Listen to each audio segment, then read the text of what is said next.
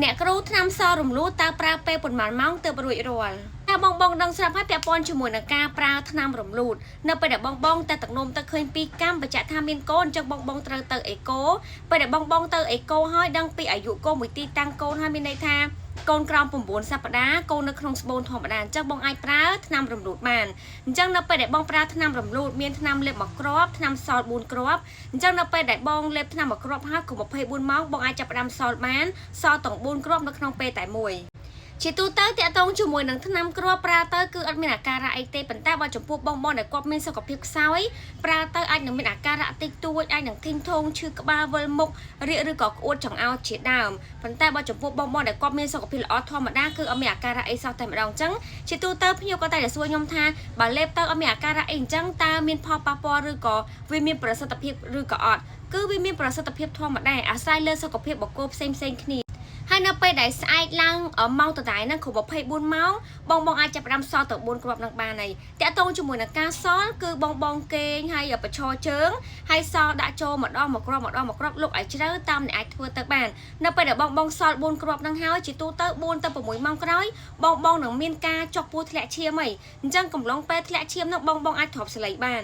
ហើយតែមានបងក៏សួរថាតើរយៈពេលប៉ុន្មានម៉ោងប៉ុន្មានថ្ងៃទើបការរំលូតនឹងទទួលបានជោគជ័យឬក៏ដឹងថាជោគជ័យឬក៏ធ្លាក់ឈាមមកអស់ស្អាតជាទូទៅការរំលូតគឺពឹងផ្អែកលើសុខភាពស្បូនរបស់បងផ្សេងគ្នាអ្នកខ្លះគាត់មានស្ថានភាពស្បូនរាក់ស្បូនជ្រៅស្បូនបត់ឆ្វេងស្បូនបត់ស្ដាំឬក៏ស្បូនបត់ទៅក្រោយឬក៏ស្បូនស្ដាងស្បូនក្រាស់វាអាស្រ័យលើស្ថានភាពស្បូនដែរអញ្ចឹងជាទូទៅដូចខ្ញុំបញ្ជាក់ខាងលើមិនអញ្ចឹង4ទៅ6ម៉ោងនឹងមានការចុះពោះធ្លាក់ឈាមហីប៉ុន្តែបងត្រូវដឹងមុននឹងបងទទួលថ្នាំរំលូតពីគ្រូពេទ្យបងត្រូវដឹងថាតើថ្នាំហ្នឹងពេលសល់ហើយរយៈពេលប្រហែលម៉ោងទើបមានការធ្លាក់ឈាមដោយសារជាទូទៅថ្នាំខ្លះក៏វាមានរយៈពេលផ្សេងថ្នាំខ្លះក៏ត្រូវប្រើរយៈពេលផ្សេងអញ្ចឹងណាប៉ុន្តែបើចំពោះថ្នាំខាងខ្ញុំជាទូទៅ4ទៅ6ម៉ោងក្រោយនឹងមានការចុកពោះធ្លាក់ឈាមគ្រាន់ថាបងធ្លាក់ឈាមច្រើនឬក៏តិចចុកពោះខ្លាំងឬក៏តិចគឺអាស្រ័យលើសុខភាពស្បូនរបស់បងអញ្ចឹងអត់អាចកំណត់ទាំងស្រុងថាបងទី1ត្រូវធ្លាក់ប៉ុណ្ណេះបងទី2គាត់ត្រូវធ្លាក់បែបហ្នឹងដែរគឺអត់ទេបងតាក់ទងជាមួយនឹងការធ្លាក់ឈាមក្រោយពេលប្រើថ្នាំសន់ហើយហ្នឹងគឺវាអាស្រ័យលើសុខភាពបងក៏ដូចជាសុខភាពស្បូនអញ្ចឹងជាទូទៅសម្រាប់បងដែលគាត់មានសុខភាពស្បូនល្អធម្មតាតាក់ទងមួយការធ្លាក់ឈាមគឺចន្លោះពី4ថ្ងៃទៅ5ថ្ងៃទេតែបើក្នុងករណីបងដែលគាត់មានសុខភាពស្បូនខ្សោយអាចនឹងឈានដល់1សប្តាហ៍10ថ្ងៃឬក៏អាចលើសពី10ថ្ងៃហ្នឹងដោយសារតែស្បូនគាត់ខ្សោយអញ្ចឹងតាក់ទងជាមួយនឹងការកន្ត្រាក់នៃការធ្លាក់ឈាមហ្នឹងក៏វាខ្សោយទៅតាមហ្នឹងក៏វាត្រូវការប្រើពេលវេលាដូចគ្នាតែបងត្រូវដឹងនៅពេលដែលបងប្រើថ្នាំរំលូតហើយគ្រប់14ថ្ងៃចាប់តាំងពីបងលេបថ្នាំគ្រាប់មកបងត្រូវទៅអេកូឆែកមើល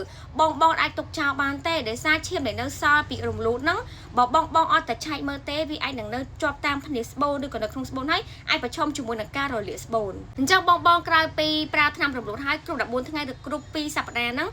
បងត្រូវទៅអេកូដើម្បីឆែកមើលជាមួយនឹងគ្រូពេទ្យអេកូថាបងធ្លាក់ឈាមមកអស់ស្អាតហើយទទួលបានជោគជ័យហើយអញ្ចឹងនៅពេលដែលបងត្រឡប់មកផ្ទះវិញចាបងអាចប្រើជាឈុតវីតាមីនជំនួយស្បូននេះបានដើម្បីថែទាំស្បូនឲ្យមានសុខភាពល្អមកវិញក៏ដូចជាឆាប់បិទចិត្តមកវិញហើយនឹងលែងមានការធ្លាក់ឈាមបន្តទៀតហើយសម្រាប់ឈុតថ្នាំរំលូតខាងខ្ញុំក៏ដូចជាឈុតវីតាមីនជំនួយស្បូនបងមានចំណងអាចឆាតចូល Telegram បានហើយសម្រាប់បងដែលគាត់ចង់បានឈុតថ្នាំរំលូតនេះបងត្រូវថតក្តារអេកូខ្ញុំឲ្យខាងខ្ញុំមើលសិនបើក្នុងករណីប្រើបានទើបខ្ញុំជំរាបជូនបងតាមក្រោយ